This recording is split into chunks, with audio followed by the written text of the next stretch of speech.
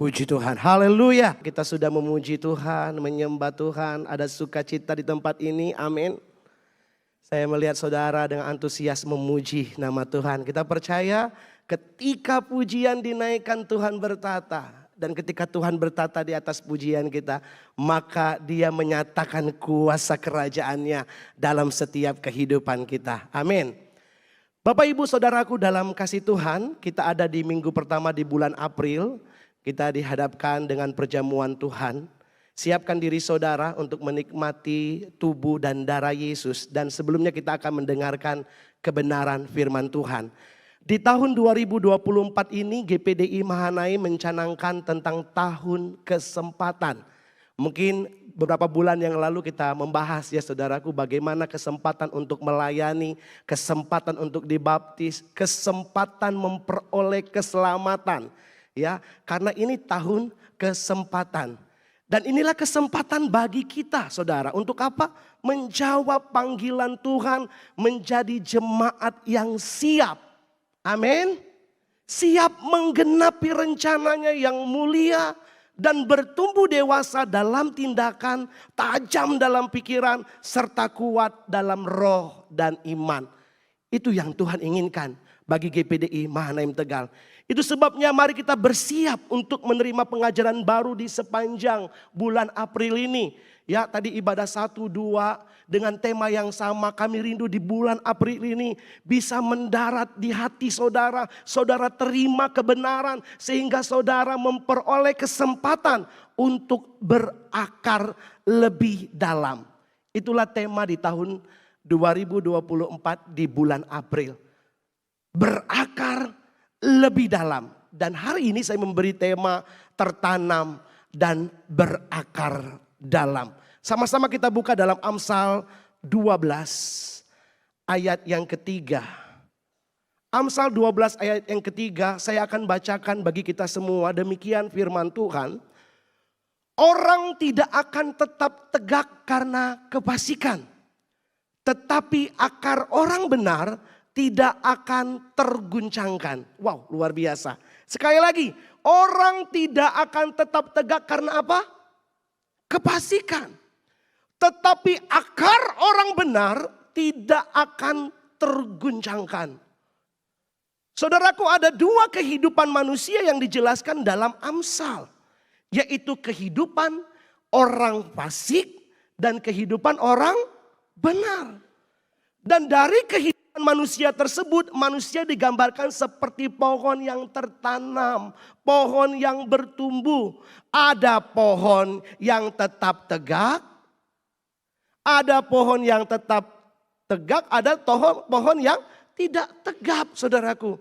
Ya, saya menjelaskan saja, ada pohon yang tidak tetap tegak dan ada pohon yang tetap berdiri tegak, kuat dan terguncang dan tak terguncangkan.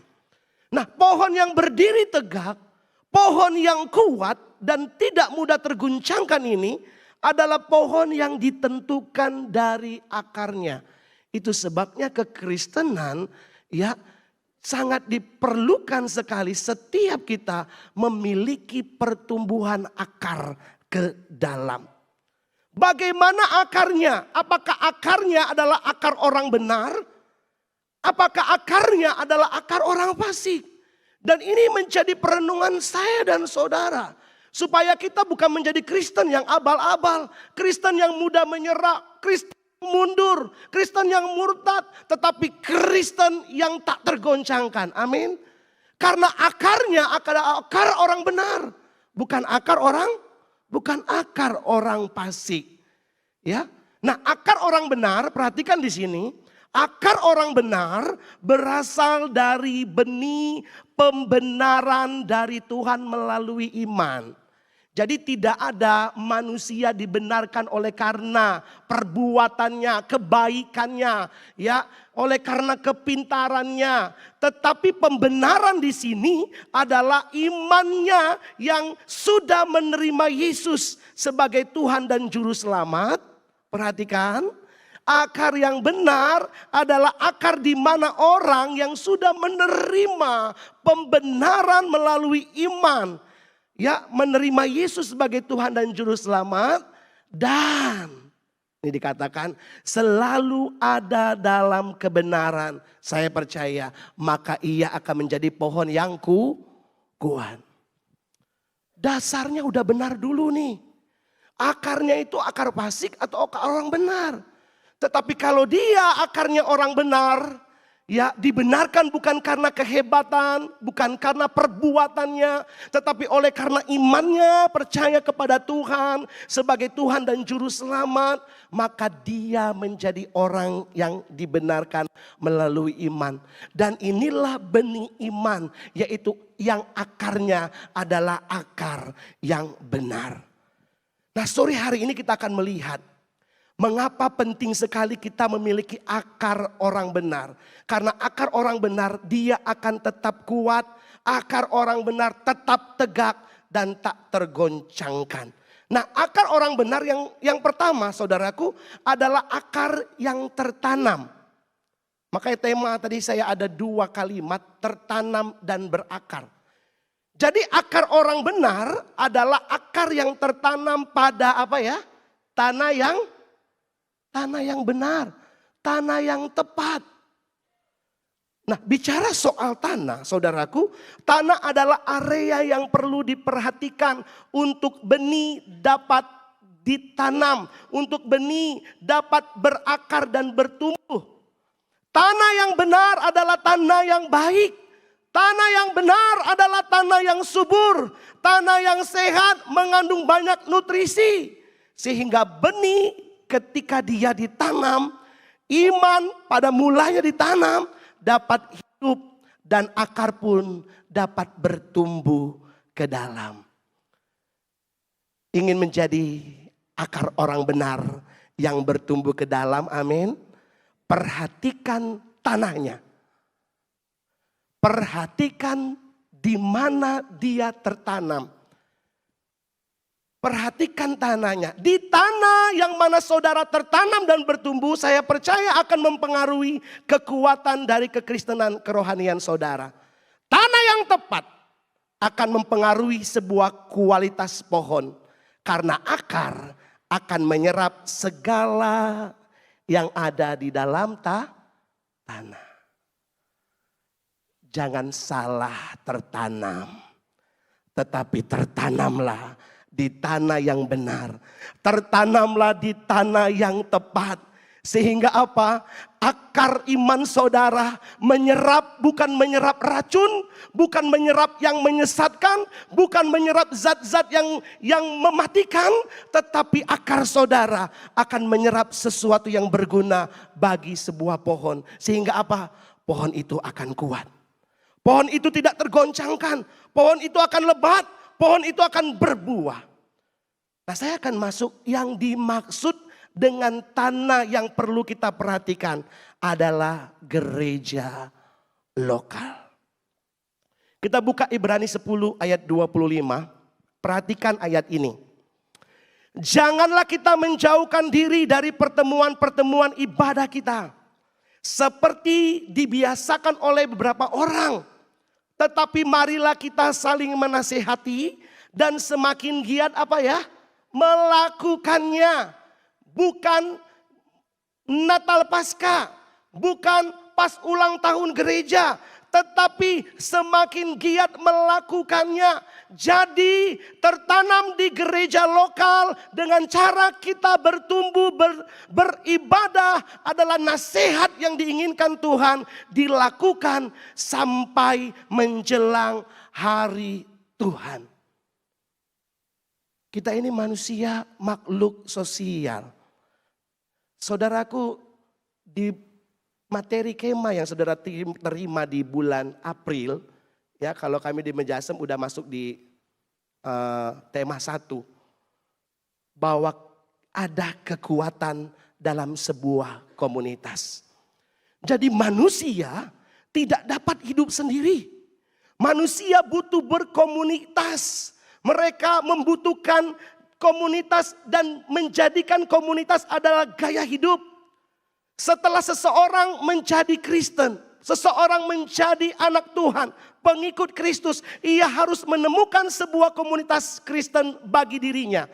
tempat di mana ia memiliki persekutuan, tempat dia menerima perlindungan, pertumbuhan rohani. Dan itu dikatakan adalah tanah yang tepat, yaitu GPDI Mahanaim Tegal. Tanah untuk saudara tertanam di tempat ini, amin. Haleluya. Saudaraku dalam kasih Kristus, saya akan bagikan tentang tanah yang subur ini, gereja lokal yang tepat. Saya tidak meremehkan gereja-gereja sekitar saudara ya. Tetap kita menghargai, Tuhan pakai mereka untuk menjangkau jiwa. Tetapi saya melihat GPDI Mahanaim Tegal adalah tanah yang subur, tanah yang tepat. Kalau saudara sudah percaya Yesus, saudara tertanam di GPDI Mahanaim, tetaplah tertanam di GPDI Mahanaim. Karena tanah gereja lokal di mana saudara tertanam mengandung banyak nutrisi, mengandung banyak vitamin, mengandung banyak air, banyak kesegaran.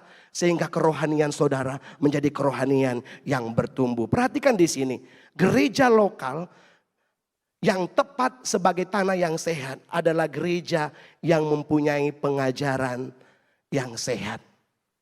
Pengajaran yang sehat. Ternyata ada pengajaran yang gak sehat. Dapat menyesatkan iman saudara. Dapat membawa saudara tidak melakukan kehendak Allah. Pengajaran sehat. Efesus 2 ayat 19 sampai 20. Demikianlah kamu bukan lagi orang asing dan pendatang, melainkan kawan sewarga dari orang-orang kudus dan anggota-anggota keluarga Allah yang dibangun di atas dasar apa? Para rasul dan para nabi dengan Kristus Yesus sebagai batu penjuru. Saya ingat ya, komitmen gembala tidak berani menyerahkan mimbar ini kepada sembarang orang. Karena di mimbar inilah ada pengajaran-pengajaran yang harusnya murni dibagikan. Karena apa? Jiwa-jiwa yang dipercayakan itu harus dijaga, jangan sampai disesatkan.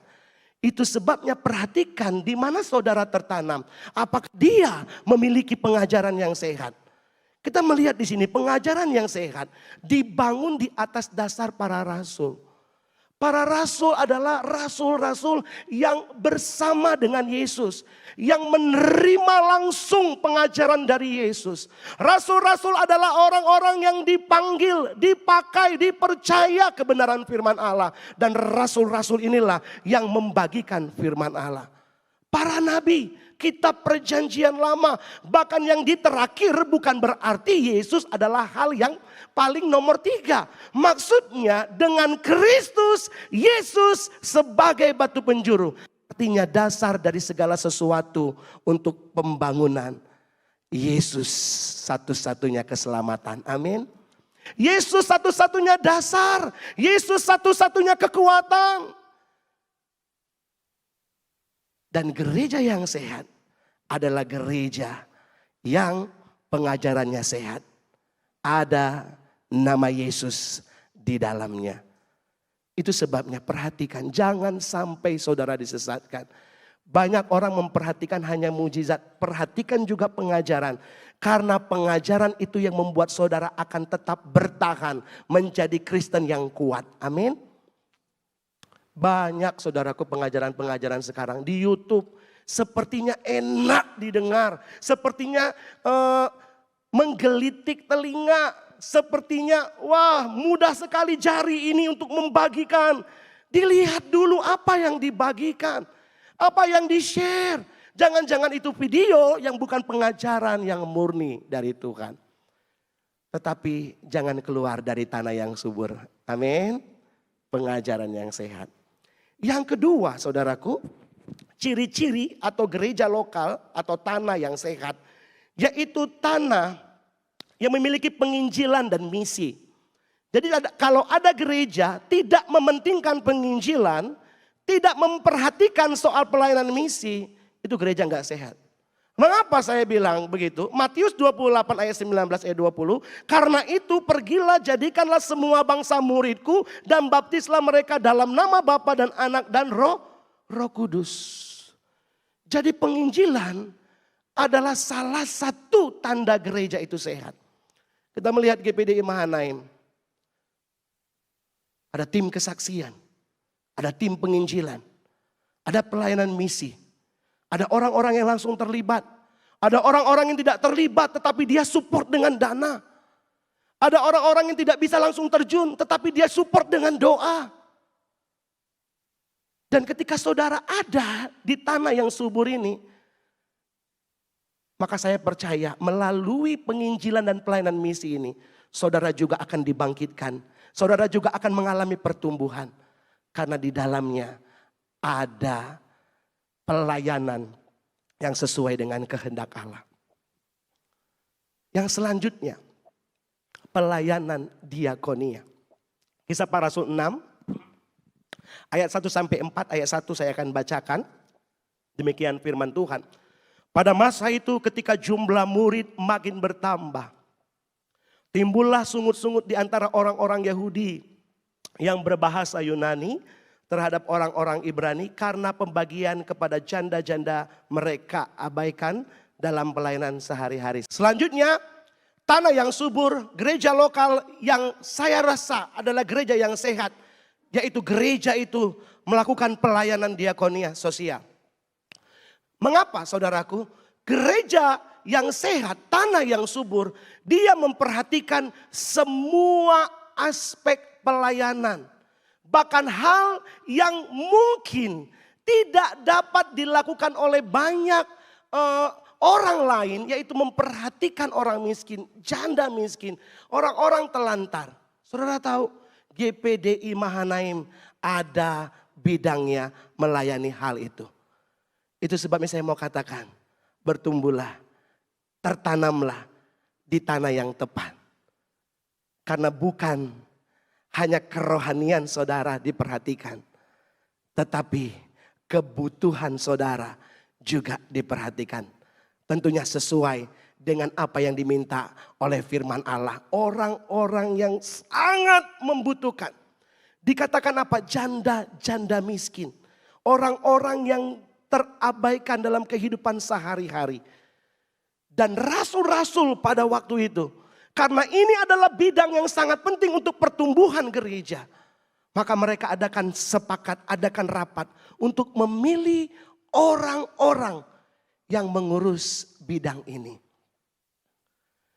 Kalau Tuhan memimpin rasul-rasul untuk memilih orang-orang melayani ini, artinya apa? Gereja yang sehat, di dalamnya ada pelayanan yang memperhatikan orang-orang lemah. Amin. Mungkin tidak diekspos di Mahanaim News, saudaraku. Bagaimana tim diakonia terjun langsung kepada janda-janda miskin. Ya, rumah pelayanan menampung orang-orang yang memang butuh diperhatikan dan dilayani. Tetapi saya mau katakan, GPDI Mahanaim ada diakonia. Dan selanjutnya, tanah yang subur adalah tanah yang penggembalaannya adalah penggembalaan yang baik. 1 Petrus 5 ayat 1 sampai 4. Saya akan bacakan di ayat yang keempat. Gembalakanlah kawanan domba Allah yang ada padamu. Jangan dipaksa. Tetapi dengan sukarela sesuai dengan kehendak Allah. Dan jangan karena mau mencari keuntungan. Tetapi dengan pengabdian diri. Saya rasa masih ada memang hal yang kurang karena manusia tidak sempurna ya. Tetapi saya melihat GPDI Mahanaim penggembalaannya diatur dengan baik. Setiap area demi area ada penggembalaannya, ada hamba-hamba Tuhannya. Saudara tahu ya makna dari gembala, dia merawat, dia menjaga, dia memperhatikan, dia memberi makan rohani, dia yang memberi makan rohani, dia yang terus mensyafaati domba-dombanya, memperhatikan domba-dombanya. Kadang domba-dombanya nakal, dia tetap sabar menuntun domba-dombanya. Kadang domba-dombanya sakit, dia terus doakan. Domba-dombanya punya masalah finansial, dia terus dukung dalam doa. Kalau bisa ada jalan keluar, diberi jalan keluar. Ada domba-domba yang berkekurangan, dia tidak tinggal diam. Dan saya melihat saudaraku di GPDI Mahanaim, Penggembalaannya sudah sangat baik. Saudara yang ulang tahun didoakan. Saudara yang sakit dikunjungi. Ya. Saudara yang butuh konseling kami terima. Kapanpun saudara telepon kami, kapanpun saudara undang kami untuk datang mendengarkan saudara. Dan ketika saudara berakar di gereja yang tepat ini, maka saudara akan dipuaskan di dalamnya. Amin. Karena ini penggembalaan yang bagi saya, selama saya melayani, saya pernah datang di beberapa gereja, saya pernah ada di gereja lokal yang ada di daerah tempat saya tinggal. Saudaraku, GPDI Mahanaim luar biasa. Tidak melebih-lebihkan saudaraku, memang kenyataannya begitu. Penggembalaannya dikatakan apa ya? Melayani tanpa paksa. Sukarela. Tidak mencari keuntungan. Kalau kami diberkati itu karena berkat Tuhan melalui tangan saudara. Ya, kami juga bisa makan minum karena persepuluhan saudara. Tetapi bukan itu motivasi kami. Kami sebagai staf dalam penggembalaan. Kami rindu melayani saudara. Amin. Kami rindu memberi terbaik. Kami rindu memperbaikan sistem penggembalaan. Untuk menjadi lebih baik. Sehingga apa? Akar saudara tertanam di tempat yang tepat. Ada penggembalaan yang baik di dalamnya. Selanjutnya gereja yang sehat. Memiliki visi dan misi yang jelas. Ya, visi misi, seorang visioner, seorang pemimpin. Dia melahirkan visi dan misi. Tentunya dari hubungannya kepada Allah. Melalui gembala, melalui pemimpin gereja. Visi dan misi itu diberikan. Visi dan misi itu disampaikan. Dan visi dan misi itulah yang menggerakkan gereja untuk dapat bertumbuh. Beberapa gereja, sekali lagi tidak membandingkan. Ini mau dibawa kemana jemaatnya? Ini mau dibawa kemana anggotanya? Tapi kita melihat jemaat dibawa kepada pengajaran. Jemaat dibawa kepada pertumbuhan iman. Kita mulai bahas tentang baptisan. Kita mulai bahas tentang keselamatan. Kita bahas tentang akar yang dalam. Artinya saudaraku, visi dan misi gembala, dia rindu memperlengkapi saudara. Supaya menjadi jemaat apa? Yang mengasihi dan melayani Tuhan. Luar biasa. Selanjutnya apalagi? Punya persekutuan yang bergerak. Persekutuan yang dinamis. Kisah 2 ayat 42. Mereka bertekun dalam pengajaran rasul-rasul dan dalam persekutuan. Dan mereka selalu berkumpul untuk memecahkan roti dan berdoa. Nanti baca ya, kemah-kemah materi kemah nomor 1. Ada kekuatan komunitas. Ada banyak komunitas di Kota Tegal, komunitas goes, komunitas ubur-ubur, ya kan? Komunitas senam pagi. Mungkin ada dampak positifnya bagi saudara. Tetapi ada komunitas yang lebih berdampak positif dan membangun kerohanian kita. Komunitas di gereja kita. Haleluya. Itu sebabnya pilihlah tanah yang tepat. Gereja lokal, GPDI Mahanaim Tegal. Dilihat dikatakan ayat 42, mereka bertekun dalam pengajaran, mereka bersekutu dan berkumpul memecahkan roti. Saya melihat dari beberapa kemah, bertambah kemah, bertambah kemah, bertambah kemah. Sekarang kemahnya udah banyak saudaraku, sampai kemah anak pun ada. Karena tidak cukup kekristenan bertumbuh hanya di ibadah raya. Tetapi kalau saudara ingin bertumbuh, ada dalam komunitas rohani. Saudara saling dikuatkan, saling didoakan, memperoleh persekutuan yang luar biasa. Dan itu ada di tanah yang subur, GPDI Mahanaim Tegal. Dan yang terakhir, ciri-cirinya adalah gereja tersebut memiliki ibadah yang hidup. Saya kemarin beberapa minggu lalu kalau nggak salah ya. Ada jiwa baru sahabat Mahanaim Biasa saudaraku kalau sahabat Mahanaim itu datang, kita kan sudah ada praibadah ya. Ada praibadah, nyanyian pengagungan buat Tuhan. Dia orang Selawi kalau tidak salah, anak perempuan muda 2 ya. Ketika karena buru-buru mau masuk padahal belum mulai. Karena dengar praibadah seakan-akan sudah mulai. Ketika saya data, udah mulai Pak? Belum. Waduh, belum mulai aja saya udah merinding katanya. Artinya gini, ibadah di GPDI Mahanaim adalah ibadah yang hidup. Yang setuju katakan amin. Yes, ibadah yang hidup. Di mana pelayan-pelayannya mempersiapkan begitu rupa. Baik secara skill mereka berlatih, baik secara roh mereka berdoa, mereka bersekutu bersama. Sehingga apa? Untuk pertumbuhan saudara, untuk akar itu bisa tumbuh ke dalam, diperlukan ibadah yang hidup. Baik di ibadah raya, di ibadah cabang, di ibadah-ibadah kemah. Ibadah yang hidup dikatakan ibadah itu ada Yesus di dalamnya. 2 Tawarik 5 ayat 13. Lalu para peniup nafiri dan para penyanyi itu serentak memperdengarkan paduan suaranya untuk menyanyikan puji-pujian dan syukur kepada Tuhan. Mereka menyaringkan suara dengan nafiri, ceracap dan alat-alat musik sambil memuji Tuhan dengan ucapan, sebab ia baik bahwasanya untuk selama-lamanya kasih setianya. Pada waktu itu rumah itu yakni rumah Tuhan dipenuhi awan. Awan di sini kemuliaan Allah. Awan di sini kehadiran Allah. Ibadah dalam gereja lokal yang sehat yaitu ibadah yang hidup di mana Tuhan memenuhi ibadah itu. Amin. Saudara rasakan Tuhan hadir di tengah kita. Dari puji-pujian tadi saudaraku, pengagungan buat Tuhan, kuasa kelepasan, kuasa mujizat, kuasa kekuatan, kuasa kemenangan mengalir di dalam pujian kita. Karena ibadah di gereja yang subur, ibadah di tanah yang sehat, ada ibadah yang hidup di dalamnya.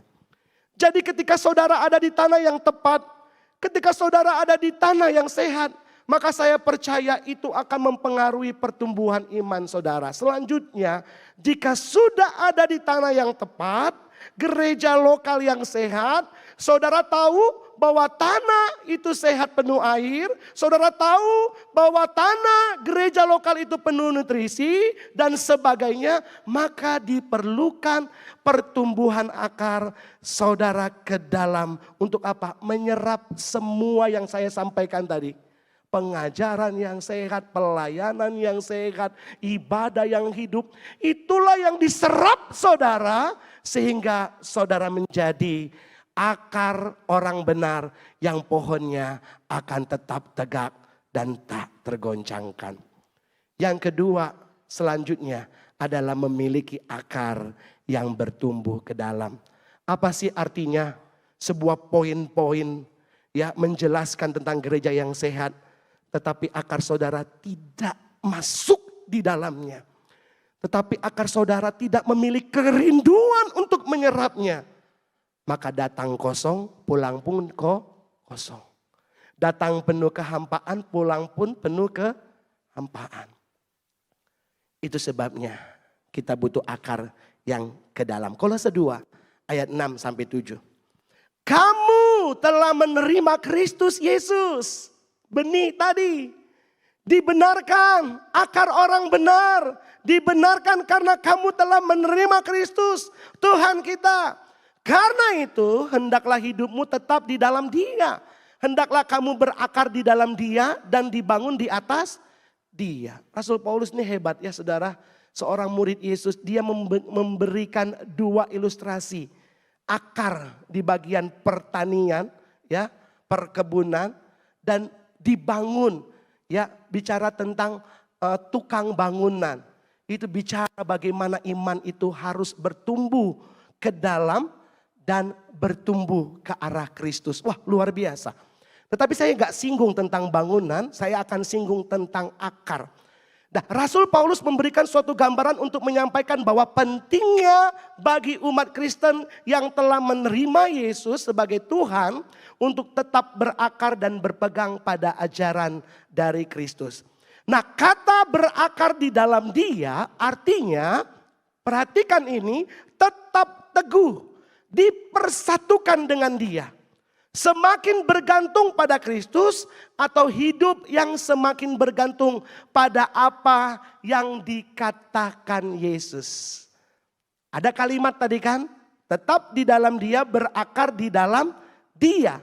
Saudara itu tetap teguh, jangan goyah, tetap dipersatukan dalam Yesus.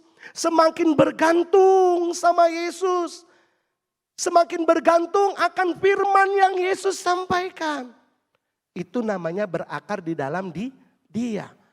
Tetapi ada lagi makna berakar di dalam Dia yang mengandung arti berakar di dalam Dia, yaitu bertumbuh ke arah lebih dalam. Bertumbuh akarnya ke dalam. Saudaraku, batang pohon boleh besar, boleh tinggi, boleh bertumbuh ke atas. Tetapi akar harus kuat dengan tumbuh ke dalam tanah. Karena jika tidak, maka pohon itu tidak akan kuat. Sebagus apa saudara bangga kepada pohon yang tinggi, daun yang banyak. Tetapi kalau akarnya tidak dalam, maka dia akan menjadi pohon yang mudah terguncangkan. Pohon yang mudah tumbang. Pohon yang gampang hancur dan rusak. Baru badai sedikit, sudah tidak lagi beribadah. Karena apa? Terlihat pohonnya penuh dengan kemegahan. Tetapi apa? Akarnya tidak dalam. Nah, saudaraku, sebelum saya masuk tentang akar yang dalam, kita mengenal banyak akar. Saya bagikan dulu dua macam akar dari tanaman ya saudaraku. Dua macam akar, yaitu akar serabut dan akar tunjang. Nah, akar serabut saudara nanti buka di Google ya. Akar serabut itu adalah akar yang tumbuh secara horizontal. Dia bertumbuh dalam jumlah yang sangat banyak. Dan akar ini jenisnya tumbuh pada tumbuhan yang tidak terlalu tinggi. Ya, sehingga apa? Akarnya dia horizontal, dia hanya ke kiri, dia hanya ke kanan, dan dia mudah dicabut. Karena akarnya bertumbuh secara horizontal. Akarnya kelihatan banyak. Makanya ada akar-akar yang muncul di permukaan. Ya, karena dia hanya bertumbuh secara horizontal. Lari ke kanan, lari ke kiri, lari ke belakang, lari ke depan. Ya, tetapi tidak ke dalam. Sepertinya pohon ini bagus, lebat, tetapi dia tidak memiliki kekuatan. Dan yang kedua, akar tunjang, yaitu akar yang tumbuhnya ke segala arah, tetapi juga secara vertikal dia menusuk ke dalam, ya saudaraku, ke dalam tanah. Dan jenis akar ini dapat menembus banyak nutrisi, dapat menembus banyak mata air, dapat menguatkan dari sebuah pohon. Nah, kalau saya tanya, saudara mau akar serabut atau akar tunjang? Akar serabut kelihatannya banyak, kegiatan ini, kegiatan itu ya, lakukan ini, lakukan itu. Tapi hanya terlihat dia bertumbuh, akarnya banyak, padahal akarnya serabut. Coba ditarik, wah langsung tercabut. Tetapi akar tunjang dia ya merambat ke segala arah, tetapi juga lebih ke dalam sehingga dia tidak mudah dicabut. Nah, itu sebabnya mengapa kita perlu berakar di dalam Dia. Mengapa kita harus memiliki akar yang bertumbuh ke dalam. Yang pertama yang menjadi bagian terakhir, dengan berakar di dalam Dia dan ke dalam, memberikan pohon itu kekuatan, menjadikan pohon itu kokoh, membuat pohon itu tegak berdiri, ya, stabil sehingga tidak mudah goyah ataupun roboh. Ini alasan pertama, mengapa akar saudara harus dalam. Karena itu membuat saudara akan stabil. Ya. Haleluya. Sekalipun badai yang datang, masalah datang, tantangan datang. Ku kan berdiri di tengah badai apa ini? Tornado. Badai masalah ya saudaraku. Dengan kekuatan yang kau berikan, kekuatan apa? Akar saudara menembus ke dalam, menyerap poin-poin yang saya sampaikan di atas tadi. Sehingga apa? Badai sekalipun. Seandainya badai itu dapat merusak sebuah pohon. Tetapi pohon itu akan kembali bertunas. Dan memperoleh kehidupan. Karena akarnya apa? Dalam. Ketika kita dalam Kristus. Disitulah kasih Yesus memberi kita keamanan. Memberi kita pertolongan. Yang kedua. Melalui akar. Maka akar akan memberikan makanan kepada pohon. Perhatikan, batang pohon, terus kemana lagi saudaraku? Ke carang, ke daun, untuk apa? Menghasilkan buah. Mengapa kita perlu berakar ke dalam? Ternyata tidak akan ada daun yang lebat. Tidak akan ada buah yang mantap. Tidak akan ada pohon yang kuat. Jika akarnya tidak ke dalam. Karena dari akar inilah dia akan menyalurkan, mengambil nutrisi, mengambil air. Tadi pagi disampaikan bahwa akar itu menyimpan banyak air.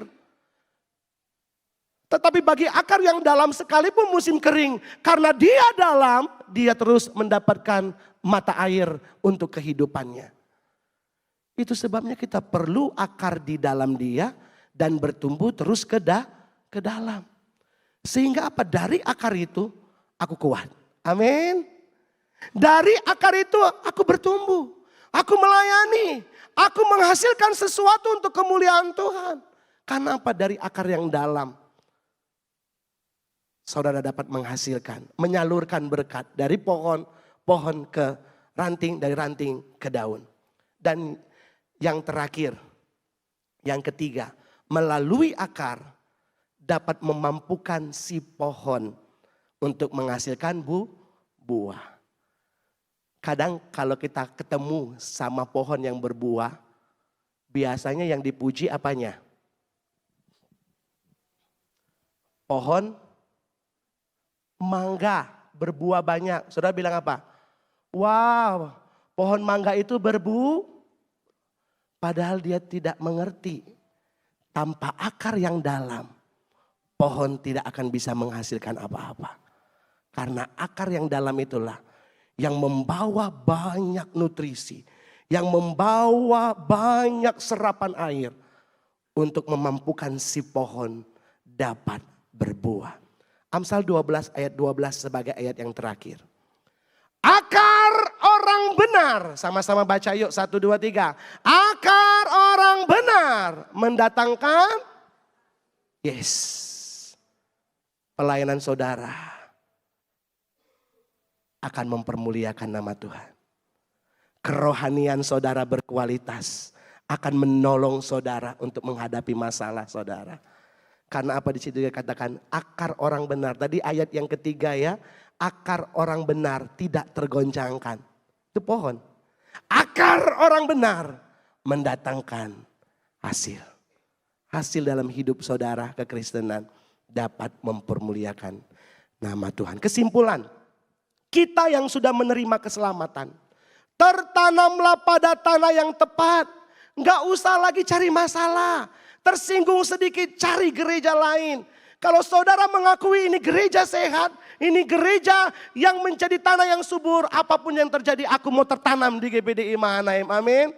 Selagi gembala saudara tetap menyampaikan kebenaran yang murni. Jangan pergi dari GPDI Mahanaim. Karena itu akan membawa saudara bertumbuh akarnya ke dalam. Ya, di sini dikatakan gereja lokal dan biarlah agar kita bertumbuh ke dalam sehingga akar kita dapat menyerap segala sesuatu pada tanah yang tepat. Tertanamlah di GPDI Mahanaim. Jangan hanya tertanam, berakarlah menyerap di dalamnya. Ada satu gambar ilustrasi akar orang benar. Saudara lihat pohon ini. Pohon ini ada buahnya, ada daunnya lebat, Saudara mau duduk di sana, enak, adem. Musim panas, minum es di situ, ya. Enak saudara ya. Tapi saudara lihat akar-akarnya menyerap nutrisi. Nah, akar orang benar ini dia menyerap apa? Klik, menyerap pengajaran, ya, menyerap sesuatu pelayanan. Di situ disebutkan penginjilan, diakonia, penggembalaan yang baik, persekutuan yang dinamis, visi misi yang jelas, ibadah yang hidup. Mungkin dalam bulan ini nanti hamba-hamba Tuhan sampaikan banyak hal yang lebih lagi untuk saudara memiliki akar dan menyerap di dalamnya. Dan saudara akan menjadi pohon yang tak tergoncangkan. Amin buat firman Tuhan.